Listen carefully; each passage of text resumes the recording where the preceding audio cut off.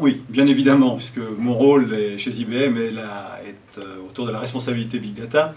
Donc le Big Data, je dois dire que c'est la collecte de volumes importants de leurs données et leur analyse pour en tirer des informations utiles, notamment pour accroître le chiffre d'affaires. Alors, en règle générale, les spécialistes disent que le Big Data se caractérise par 3 V. Le premier V, c'est tout ce qui est autour du volume. Alors, c'est la caractéristique la plus souvent associée au Big Data parce que la création de données est devenue permanente. Juste pour donner un exemple peut-être, dans une minute Internet, qui est quelque chose de connu maintenant, 30 heures de vidéos uploadées, 204 millions d'emails échangés, plus de 100 000 tweets échangés. Voilà une idée pour le volume. Variété, eh bien, traditionnellement, les entreprises analysent les données qui sont des données dites structurées.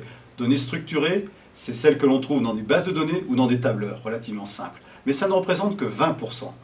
Maintenant, on va traiter tout ce qui est les données non structurées qui représentent plus de 80%. Et là, on va retrouver les emails, les vidéos, les photos, etc.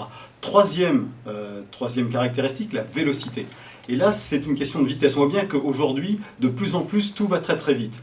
Et pour donner une idée de la vélocité, c'est comme si vous vouliez traverser un carrefour en ayant une image, une photo prise il y a 5 minutes. Bonne chance. Alors, à ces 3 caractéristiques, les spécialistes s'accordent à caractériser le Big Data.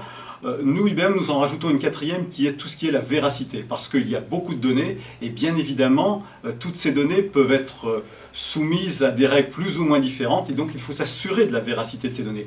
Et pour s'assurer de la véracité des données, eh bien, les techniques traditionnelles, qui sont celles du nettoyage de données, sont relativement dépassées. Et maintenant, grâce aux capacités du Big Data, on va pouvoir analyser les données dans leur contexte. Et c'est l'analyse de ce contexte qui va nous permettre de dire si ces données sont vraies, pas vraies, et ça peut être très très important lorsqu'on est par exemple dans des contextes médicaux. Bref, le Big Data, c'est traiter des challenges de gestion de l'information avec des outils qui n'existaient pas jusqu'à présent. Voilà ce que je peux donner comme définition du Big Data. Traditionnellement, les entreprises analysent les données qui sont des données dites structurées. Données structurées, c'est celles que l'on trouve dans des bases de données ou dans des tableurs, relativement simples. Mais ça ne représente que 20%. Maintenant, on va traiter tout ce qui est les données non structurées qui représentent plus de 80%. Et là, on va retrouver les emails, les vidéos, les photos, etc. Troisième caractéristique, la vélocité. Et là, c'est une question...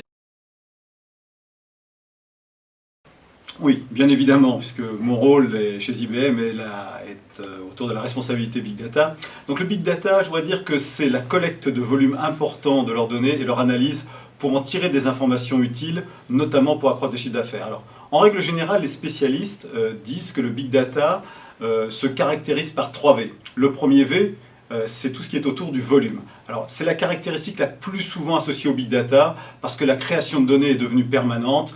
Juste pour donner un exemple peut-être, dans une minute Internet, qui est quelque chose de connu maintenant, 30 heures de vidéos uploadées, 204 millions d'emails échangés, plus de 100 000 tweets échangés. Voilà une idée pour le volume.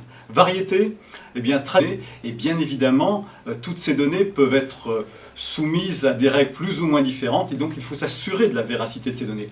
Et pour s'assurer de la véracité des données, eh bien, les techniques traditionnelles, qui sont celles du nettoyage de données, sont relativement dépassées. Et maintenant, grâce aux capacités du Big Data, on va pouvoir analyser les données dans leur contexte. Et c'est l'analyse de ce contexte qui va nous permettre de dire question de vitesse. On voit bien qu'aujourd'hui, de plus en plus, tout va très très vite.